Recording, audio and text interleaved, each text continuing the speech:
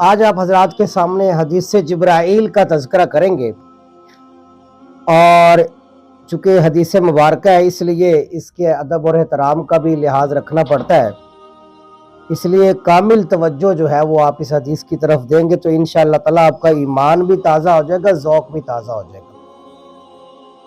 اور یہ حدیث جبرائیل کا میں ابھی ترجمہ کرتا ہوں۔ حدیث جبرائیل کا جب ترجمہ مکمل ہوگا تو آپ کو یہ بھی سمجھ آ جائے گی کہ اس حدیث مبارکہ کو حدیث جبرائیل کیوں کہتے ہیں۔ اس حدیث مبارکہ کو نقل کرنے والے عمر بن خطاب ہے رضی اللہ تعالیٰ عنہ۔ ان عمر بن خطاب رضی اللہ تعالیٰ عنہ قال بینما نحن عند رسول اللہ صلی اللہ علیہ وسلم۔ حضرت عمر بن خطاب کہتے ہیں ایک دن ایسا ہوا کہ ہم آپ علیہ السلام کے پاس تشریف فرما تھے۔ حضرت عمر کے الفاظ سے یوں نظر آ رہا ہے کہ حضرت عمر اکیلے نہیں تھے بلکہ باقی صحابہ اکرام بھی تھے، اس لیے کہ وہ کہہ رہے ہیں کہ ہم حضور کے پاس بیٹھے ہوئے تھے۔ ذات یومن، ایک دن کی بات ہے، اذ طلع علینا رجل شدید، اچانک شدید بیاض الثیاب، اچانک ایک آدمی ہمارے سامنے آ جاتا ہے جس کے کپڑے بہت زیادہ سفید ہوتے ہیں۔ شدید کا لفظ ہے، صرف سیاہ سفید نہیں بلکہ بہت زیادہ سفید ہوتے ہیں۔ شدید سواد الشعر، اور بال اس کے بہت سیاہ ہوتے ہیں، یعنی کپڑے سفید بہت زیادہ ہے اور بال اس کے سیاہ بہت زیادہ ہیں۔ اگلی روایت اگلے لفظ ہے کہ ولا یرا علیہ اثر السفر، حضرت عمر فرماتے ہیں کہ ہمیں اس کے اوپر سفر کے اثرات نظر نہیں آ رہے تھے۔ یعنی حضرت عمر فرمانا یہ چاہتے ہیں کہ نہ تو ہم میں سے کوئی بندہ اسے جانتا تھا، یعنی اگر مدینے کا ہوتا تو ہم میں سے ہر بندہ اس کو پہچان لیتا، وہ بندہ مدینے کا بھی نہیں تھا اور ہے بھی مدینہ سے باہر کا تھا، اور جب بندہ مدینہ سے باہر آتا ہے تو اس کے کپڑوں پر گرد و غبار بھی ہوتی ہے، اس کے داڑھی اور سر کے بال کے اوپر بھی جو ہے وہ گرد و غبار نظر آ رہی ہوتی ہے۔ لیکن حضرت عمر فرماتے ہیں کہ ایک اچانک آدمی آتا ہے، کپڑے انتہا درجے کے سفید ہیں اور بال انتہا درجے کے سیاہ ہیں، اس کے باوجود کہتے ہیں کہ لا یرا علیہ اثر السفر، اس کے اوپر کوئی سفر کے اثرات بھی نظر نہیں آ رہے تھے، ولا یعرفہ منا احد، اور ہم صحابہ اکرام میں سے کوئی اس کو پہچانتا بھی نہیں تھا۔ تو حیرانگی یہ ہو رہی تھی کہ اگر یہ مدینہ سے باہر سے آیا ہے تو پھر اس کے کپڑے اتنے سفید رہ نہیں سکتے تھے، اور مدینے کا اگر ہوتا تو ہم میں سے ہر بندہ پہچانتا، اس کو تو مدینے کا بھی نہیں ہے بھی مدینہ سے باہر کوئی دور کے سفر کر کے آیا ہے، اور کپڑے بھی بالکل سفید ہیں، بال سیاہ نظر آ رہے ہیں، چمکدار نظر آ رہے ہیں،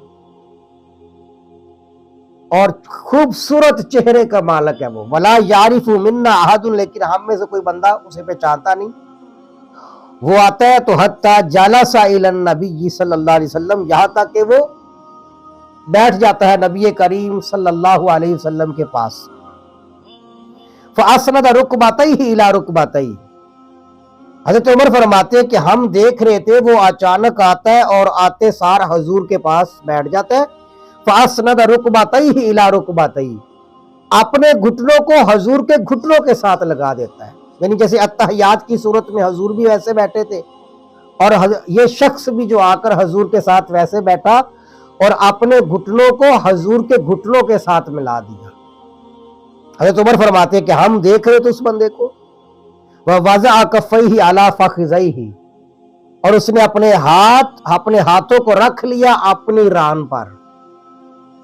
بعض محدثین کہتے ہیں کہ اس شخص نے اپنی ران پر ہاتھ رکھ لیے، اور بعض کہتے ہیں کہ اس نے اپنے ہاتھ حضور کی ران پر رکھ دیے، لیکن ظاہری بات ہے کہ زیادہ جو علماء نے لکھا ہے وہ یہ ہے کہ اس نے اپنی ران پر ہاتھ رکھ لیا۔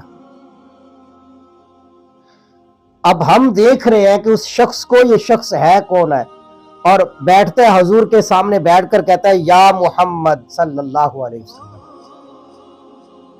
سوال کرتا ہے حضور سے اخبرنی عن الاسلام، حضور مجھے آپ خبر دیجئے اسلام کے بارے میں، یعنی اسلام کیا چیز ہے آپ مجھے خبر دیں۔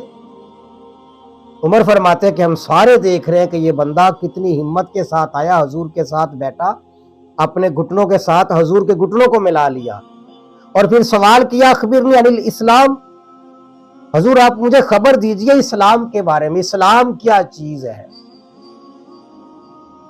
قال الاسلام ان تشہد ان لا الہ الا اللہ وان محمد رسول اللہ صلی اللہ علیہ وسلم۔ تو حضور صلی اللہ علیہ وسلم نے ارشاد فرمایا کہ اسلام یہ ہے کہ تم گواہی دو لا الہ الا اللہ اور محمد الرسول اللہ کی گواہی دو، وتقیم الصلاۃ نماز قائم کرو، زکوٰۃ ادا کرو اور رمضان کے روزے رکھو اور بیت اللہ کا حج کرو ان استطعت الیہ سبیلا، اگر تم اس حج کی طرف استطاعت رکھتے ہو راستہ پر جانے کی۔ یہ سوال کے جواب میں آپ علیہ الصلوۃ والسلام نے یہ جواب ارشاد فرمایا۔ حضرت عمر کہتے ہیں کہ قال صدقتا، تو اس شخص نے کہا کہ صدقتا یا رسول اللہ، اے اللہ کے رسول آپ نے سچ فرمایا۔ حضرت عمر کہتے ہیں کہ جب اس نے یہ کہا نا کہ صدقتا یا رسول اللہ صلی اللہ علیہ وآلہ وسلم، اے اللہ کے رسول آپ سچ فرما رہے ہیں، تو حضرت عمر فرماتے کہ ہمیں بڑا تعجب ہوا۔ یعنی سوال کرنے کا تو مطلب یہ ہوتا ہے کہ اس بندے کو پتہ نہیں ہے اسی لیے سوال کر رہا ہے، اور سوال کا جواب ملنے کے بعد تصدیق کرنے کا مطلب تو یہ ہوتا ہے کہ اس کو پہلے سے ہی پتہ تھا۔ تو حضرت عمر کہتے ہیں کہ فَعَجَبْنَا لَهُ يَسْأَلُهُ وَيُصَدِّقَ، ہمیں اس بندے پر بڑا تعجب ہوا کہ یہ بندہ عجیب ہے، سوال بھی پوچھ رہا ہے حضور سے اور پھر جو حضور جواب دیتے اس کی تصدیق بھی کرتا ہے، اور تصدیق کا مطلب تو یہ ہوتا ہے کہ اسے پہلے سے ہی پتا تھا تو پھر سوال کیوں کر رہا ہے۔ حضرت عمر فرماتے ہیں کہ ہمیں بڑا تعجب ہوا کہ سوال بھی کر رہا ہے اور تصدیق بھی کر رہا ہے۔ آپ نے جواب ارشاد فرمایا تو اس نے اگلا سوال کیا، قال فاخبرنی عن الایمان، اب اس شخص نے دوسرا سوال کیا کہ حضور بتائیں کہ ایمان کیا چیز ہے۔ پہلے حضور سے اسلام کے بارے میں، اب پوچھا ایمان کیا چیز ہے۔ قال ان تؤمن باللہ وملائکتہ وکتبہ ورسلہ والیوم الآخر، میرے آقا علیہ الصلوۃ والسلام نے ارشاد فرمایا وہ یہ ہے کہ تم ایمان لاؤ اللہ تعالیٰ پر، اس کے ملائکہ پر، اس کی کتابوں پر، اس کے رسولوں پر، اور یوم آخرت پر ایمان لاؤ، وتؤمن بالقدر خیرہ وشرہ، اور اچھی بری تقدیر پر ایمان لے کر آؤ۔ آپ علیہ الصلوۃ والسلام نے ایمان کے سوال پر یہ جواب عنایت فرمایا اس کو، قال صدقتا، تو اس شخص نے کہا کہ صدقتا یا رسول اللہ، اے اللہ کے رسول آپ نے سچ فرمایا۔ حضرت عمر فرماتے ہیں ہماری حیرانگی بڑھتی جا رہی ہے کہ سوال بھی کرتا جا رہا ہے، اور سوال کے بعد جب حضور جواب عنایت فرماتے ہیں تو جواب کے اوپر یہ بھی کہہ رہا ہے کہ حضور آپ سچ فرما رہے ہیں۔ سوال کا مطلب یہ تھا کہ اس کے پاس علم نہیں ہے، اور جواب کی تصدیق کرنے کا مطلب یہ کہ اس کو پہلے سے علم تھا۔ ہمیں بڑا تعجب ہو رہا تھا۔ خیر دوسرے سوال کے بعد اس نے کہا جی فاخبرنی عن الاحسان، تیسرا سوال حضور کی بارگاہ میں کر دیا، حضور آپ مجھے خبر دیجئے احسان کے بارے میں، احسان کیا چیز ہے؟ قال ان تعبد اللہ کأنک تراہ، تو اللہ کے محبوب علیہ الصلوۃ والسلام نے فرمایا کہ احسان یہ ہے کہ تم اللہ تبارک و تعالیٰ کی عبادت کرو کأنک تراہ، گویا کہ تم اللہ کو دیکھ رہے ہو۔ یعنی حقیقت میں تو بندے کی آنکھ جو ہے نا، یہ آنکھ اللہ کا دیدار دنیا کے اندر نہیں کر سکتی، لیکن اس طریقے سے آپ عبادت کرو اللہ تبارک و تعالیٰ کی ذات کی کہ گویا کہ تم اللہ تعالیٰ کی ذات کو دیکھ رہے ہو، یعنی اتنے خشوع اور خضوع کے ساتھ عبادت کرنی چاہیے۔ تو فرمایا کہ عبادت کرو، احسان کیا چیز ہے کہ عبادت کرو اللہ کی کأنک تراہ، گویا کہ تم اللہ کو دیکھ رہے ہو، فإن لم تکن تراہ فإنہ یراک، اور اگر یہ درجہ نہیں ہے تو پھر اگر تم اللہ کو نہیں دیکھ سکتے فإنہ یراک، پھر اتنا عقیدہ اور نظریہ اور نماز میں اتنی توجہ تمہاری ہونی چاہیے کہ تمہیں اللہ تو دیکھ رہے ہیں۔ اگر تم اللہ کو نہیں دیکھ سکتے تو پھر نماز پڑھتے ہوئے، عبادت کرتے ہوئے اتنا خیال تو ہونا چاہیے تمہیں کہ اللہ کی ذات تو تمہیں دیکھ رہی ہے۔ یعنی دو ہی درجے ہیں. پہلا درجہ یہ کہ گویا تم اللہ کی ذات کو دیکھ رہے ہو, اور اگر یہ درجہ حاصل نہیں ہے تو پھر کم از کم یہ درجہ تو ہونا چاہیے کہ نماز میں اللہ تمہیں دیکھ رہا ہے. اور اگر یہ دونوں درجے نہیں ہے تو پھر بھئی وہ نماز نہیں ہے جو جسے کامل درجے کی نماز کہا جاتا ہے. یعنی اگر یہ دونوں چیزیں آپ کے ذہن میں نہیں ہے نماز کی حالت میں, آپ کے ذہن جو ہے وہ اپنے کام و کاج کے اندر الجھا ہوا ہے, تو پھر بھئی وہ نماز وہ کامل درجے کی نماز نہیں ہوگی. تو یہ تیسرا درجہ, یعنی پہلا کیا کہ تم اللہ کی عبادت کرو گویا تم اللہ کو دیکھ رہے ہو, اور اگر یہ درجہ حاصل نہیں ہے تو پھر کم از کم یہ درجہ ہونا چاہیے کہ جب تم نماز پڑھتے ہو عبادت کرتے ہو اللہ کی ذات تمہیں دیکھ رہی ہو. یہاں سے وہ مجھے واقعہ یاد آ گیا حضرت سیدنا عبداللہ ابن زبیر رضی اللہ تعالیٰ عنہ. یہ وہی صحابی رسول ہے جو مدینہ طیبہ میں جب مسلمان ہجرت کر کے آئے تھے تو سب سے پہلے جو بچہ مدینہ طیبہ کے اندر پیدا ہوا تھا وہ سیدنا عبداللہ ابن زبیر رضی اللہ تعالیٰ عنہ. جب مدینہ کے اندر یہودیوں نے مشہور کر دیا تھا کہ ہم نے مسلمانوں کے اوپر جادو کر دیا, اب کوئی بیٹا پیدا نہیں ہوگا, تو سیدنا عبداللہ بن زبیر پیدا ہوئے حضرت اسماء کے گھر میں, صدیق اکبر کا نواسا. صدیق اکبر ان کو لے کر پورے مدینہ کی گلیوں میں چکر کاٹ رہے تھے اور فرماتے تھے کہ دیکھو یہودیوں, تم کہتے ہو کہ ہم نے جادو کر دیا, دیکھو اللہ نے ہمیں بیٹا عطا فرما دیا. تو یہ عبداللہ ابن زبیر جب نماز پڑھا کرتے تھے تو بڑی کامل توجہ کے ساتھ نماز پڑھتے. ان کا واقعہ سیرت کی کتابوں میں لکھا ہے کہ یہ گھر میں نماز پڑھ رہے تھے اور ان کا بچہ کھیل رہا تھا گھر کے صحن میں, سانپ آ جاتا ہے اور گھر والے پھر سانپ سے بچاتے ہیں اس بچے کو, اور آس پاس کے لوگ کچھ اور بھی آ جاتے ہیں, اور عبداللہ ابن زبیر نماز ہی کی حالت میں نماز پڑھ رہے ہوتے ہیں, بالکل فکر ہی نہیں ہوتی کہ دائیں بائیں کیا ہو رہا ہے. نماز کے بعد فرماتے ہیں کہ بھی میں نے کچھ شور سنا تھا. وہ کہتے ہیں اللہ آپ پر رحم فرمائے, آپ کے بیٹے کو تو سانپ کاٹنے لگا تھا. عبداللہ ابن زبیر اس حال میں ایسی خشوع اور خضوع والی نماز پڑھا کرتے تھے. تو یہی فرمایا کہ پہلا درجہ تو یہ ہے کہ اللہ کو تم دیکھ رہے ہو گویا کہ اللہ کو تم دیکھ رہے ہو, اور دوسرا درجہ یہ کہ کم از کم عبادت میں اتنا خیال تو ہونا چاہیے کہ اللہ کی ذات میں دیکھ. یہ 3 سوال ہو گئے. قال فاخبرنی عن الساعہ, حضرت عمر فرماتے ہیں کہ چوتھا سوال بھی اس نے کر دیا, حضور مجھے خبر دیجئے قیامت کے بارے میں. تو آپ علیہ السلام نے فرمایا کہ مل مسعول عنہا بعالم من السائل, جس سے پوچھا جا رہا ہے وہ سائل سے زیادہ نہیں جانتا. یعنی حضور نے فرمایا کہ جیسے تمہیں علم نہیں ہے قیامت کا, ایسے میرے پاس بھی قیامت کا علم نہیں ہے. اور یہی روایت جب دوسری جگہ پر آتی ہے تو اس میں حضور علیہ السلام کی الفاظ بھی ہیں کہ حضور نے فرمایا یہ سوال, یہ چیز تو ان 5 چیزوں کے بارے میں ہے کہ جس کا ذکر اللہ تعالیٰ نے قرآن میں فرمایا ان اللہ عندہ علم الساعہ, کہ 5 چیزیں قرآن مقدس میں اللہ نے بیان فرمائی ہیں کہ جن کا علم اللہ کے پاس ہے, ان میں سے ایک قیامت والی چیز تھی. حضور نے فرمایا کہ اس کا علم تو اللہ کے پاس ہے, اور جس سے پوچھا جا رہا ہے وہ پوچھنے والے سے زیادہ نہیں جانتا. جیسے تمہیں علم نہیں ہے ایسے مجھے بھی علم نہیں. قال فاخبرنی عن امارتها, تو اب اس شخص نے اگلا سوال کر دیا, آپ پھر حضور مجھے خبر دے عن امارتها, حضور قیامت کی نشانیوں کے بارے میں خبر دے دے آپ مجھے. یہ ساری روایت بیان ہو رہی ہے, حضرت وہ شخص سوال پوچھتا جا رہا ہے, صحابہ کرام بیٹھے ہوئے ہیں اور صحابہ کرام حیران ہو رہے ہیں کہ یہ بندہ سوال بھی کرتا جا رہا ہے, جواب کی تصدیق بھی کرتا جا رہا ہے. پھر اس نے کہا جی حضور مجھے خبر دیجئے عن امارتها, قیامت کی نشانیوں کے بارے میں. آپ نے فرمایا ان تلد الامۃ ربتها, جب لونڈی اپنی مالکہ کو جنے گی.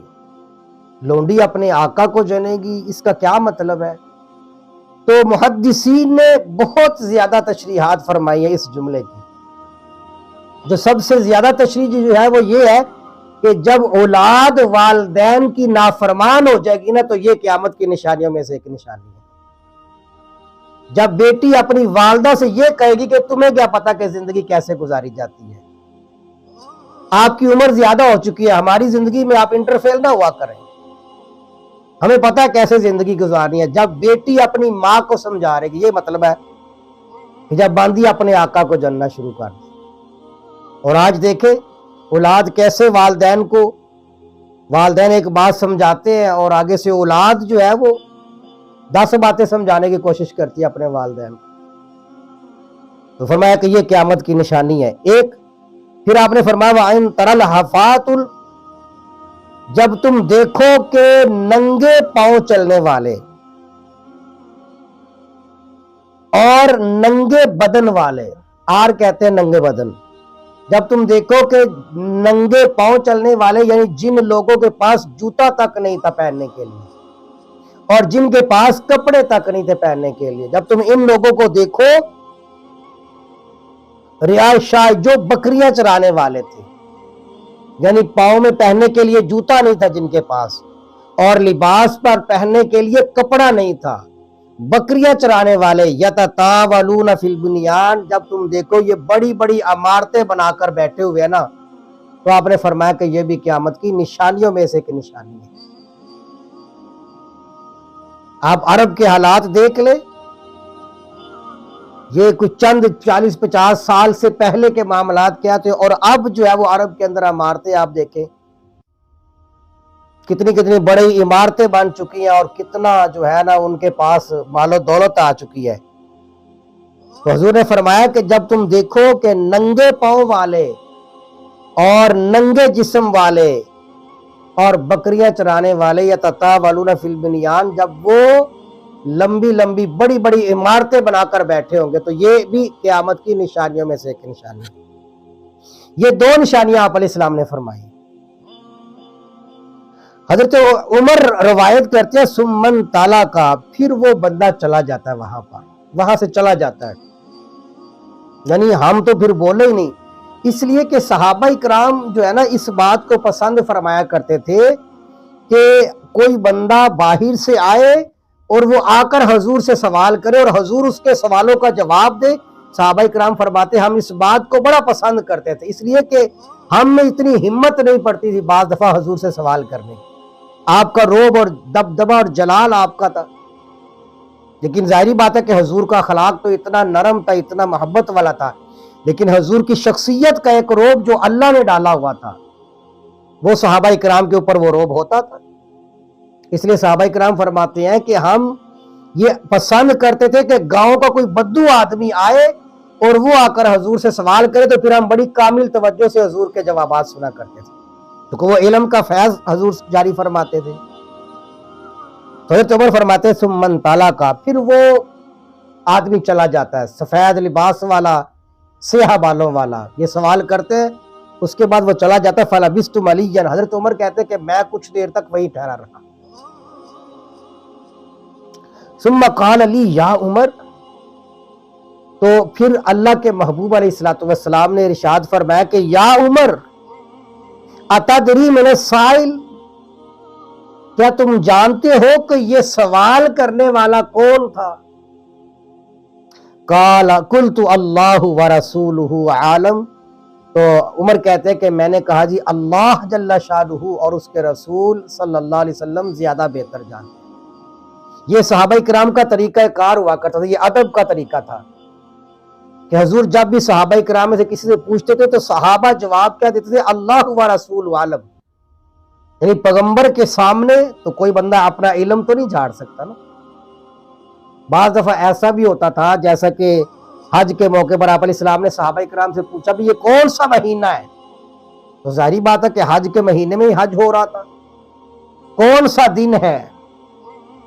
صحابہ کرام خاموش رہے تھے، حالانکہ پتہ تھا صحابہ کرام کو دن کون سا ہے، مہینہ کون سا، چونکہ حج کر رہے تھے، لیکن کہا تھا اللہ ورسولہ عالم، اللہ اور اس کے رسول بہتر جانتے.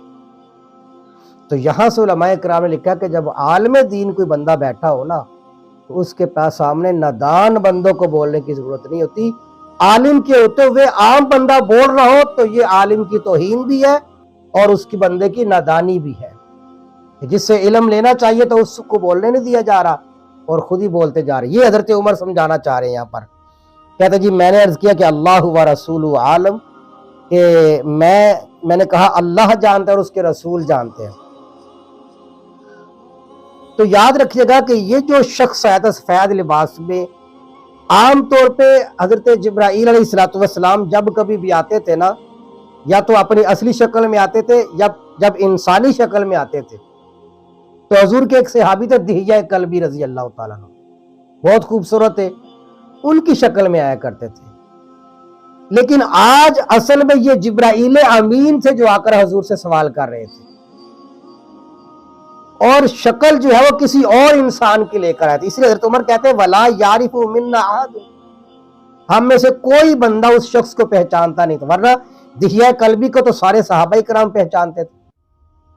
تو کہتے ہیں کہ میں نے کہا جی اللہ اور اس کے رسول بہتر جانتے ہیں کہ یہ کون شخص تھا. قالا، تو آپ علیہ السلام نے ارشاد فرمایا فَإِنَّهُ جبرائیل، یہ حضرت جبرائیل علیہ السلام تھے. آتاکم یعلمکم دینکم، جو آئے تھے تمہارے پاس تمہیں تمہارا دین سکھانے کے لیے. تو یہ حدیث جبرائیل اس کو اس لیے کہا جاتا ہے کہ اس میں حضرت جبرائیل علیہ السلام انسانی شکل میں آئے تھے، اور آپ علیہ السلام سے سوال بھی انسانی شکل میں آ کے صحابہ اکرام کے سامنے کیے تھے. اور آخر میں اللہ کے محبوب علیہ السلام نے وجہ بھی بیان فرما دی فَإِنَّهُ جبرائیل آتاکم یعلمکم دینکم، یہ جبرائیل امین تھے جو آئے تھے تمہارے پاس تمہیں تمہارا دین سکھانے کے لیے. تو یہ جو حضرت عمر فرماتے ہیں کہ ہمیں بڑا تعجب ہو رہا تھا کہ کون بندہ ہے جو سوال بھی کرتا تصدیق بھی کرتا ہے، اس شبہ کو ختم کرنے کے لیے پھر آپ علیہ السلام نے فرمایا کہ یہ جبرائیل امین تھے جو آئے تھے تمہارے پاس تمہیں تمہارا دین سکھانے کے لیے. تو حضرت جبرائیل امین چونکہ اس حدیث مبارکہ کے اندر تھے اور سوالات کر رہے تھے، اسی لیے اس حدیث کا نام ہی محدثین نے حدیث جبرائیل علیہ السلام رکھا ہوا ہے.